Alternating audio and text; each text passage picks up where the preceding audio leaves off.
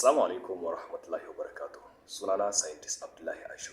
Ko da yaushe technology ƙara girma yake. Wani technology tsohon technology ne ko in ce fasaha wata fasahar tsohuwar fasaha ce, amma har yanzu ana bincike a kanta ko ba a gama bincike a kanta ba.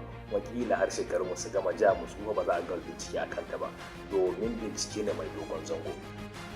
Akwai wani experiment wanda ake kira cryogenic experiment. Farko ya fara da sunan cryogenic ko kuma ce cryopreservation, hanyar da ake bi domin adana abu kar ya lalace. A yanzu muna amfani da refrigerator wajen adana kayan mu na masarufi da muke amfani da su wanda muke ci. Ka san ko kin san cewa ana adana mutum wanda ana tunanin cewa akwai wani technology da zai zo nan gaba domin ya tada shi? In ba ku sani ba ku ƙara bincike. Wannan experiment din muna kiransa cryogenic experiment, wanda ake amfani da liquid nitrogen domin adana mutum.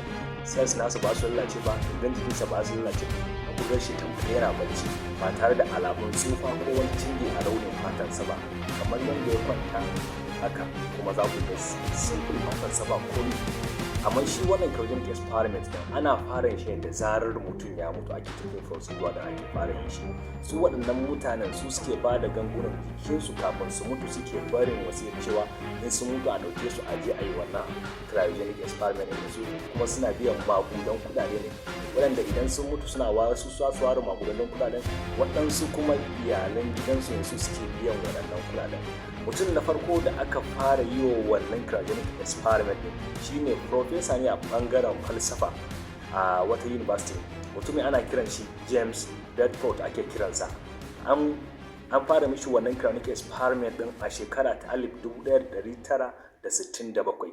Shi cryopreservation farko abun da aka fara yi ma cryogenic wannan experiment na farko abun da aka fara yi kwayan halittar dan adam ne, wanda a shekarar ta 1954 aka ɗauki wannan kwayar halitta din aka adana ta, sannan aka tweeting nata aka maido ta da rai, sai aka yi amfani da ita aka yi wa mata 3 insemination da su kuma lafiya da suka haihu. Kowane abu da kuka gani akwai amfaninsa akwai rashin amfaninsa. Shi amfanin wannan cryogenic ko kuma ce cryonic experiment din, shi ana amfani da shi wajen adana cikin dan adam da kuma adana kwayoyin halittar dan adam, kuma ana amfani da shi a kamfanona da kuma sauran dai abubuwan da ake ajiyewa da sauransu haka. Shi wannan cryonic experiment na farko dalilin da ma ya sa aka yi shi domin a rinka adana cells ne, and then kuma a adana duk wani biological materials da kuka sani baki daya. Shi domin wannan dalilin ne aka fara yin sa. Kuma shi wannan cryogenic experiment da kuke gani yana kare fata daga lalacewa, amma fa kar ku manta na ce sai idan mutum ya mutu ake fara tafiyan wannan procedure. Cryogenic experiment har yanzu ba a kai karshen sa ba, domin har yanzu ina ga ba a samu technology da zai iya tada dan adam ba. Abin da muke cewa da kalmar turanci shine revivulation, da kalmar larabci kuma za ku cewa raja'a, shine mutum kamar ya mutu wai a dawo da shi.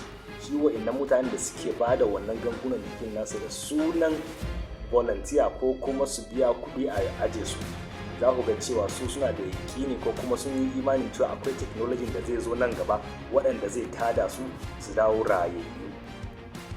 Kimanin mutum 250 zuwa yanzu a cikin America daga shekarar 1967 to 2014 aka yi taking wannan procedure din da su. Sannan akwai mutanen maho da suka yi booking a shekara na kuma 2014 zuwa yanzu, mutum kimanin 1,500 a cikin United States of America.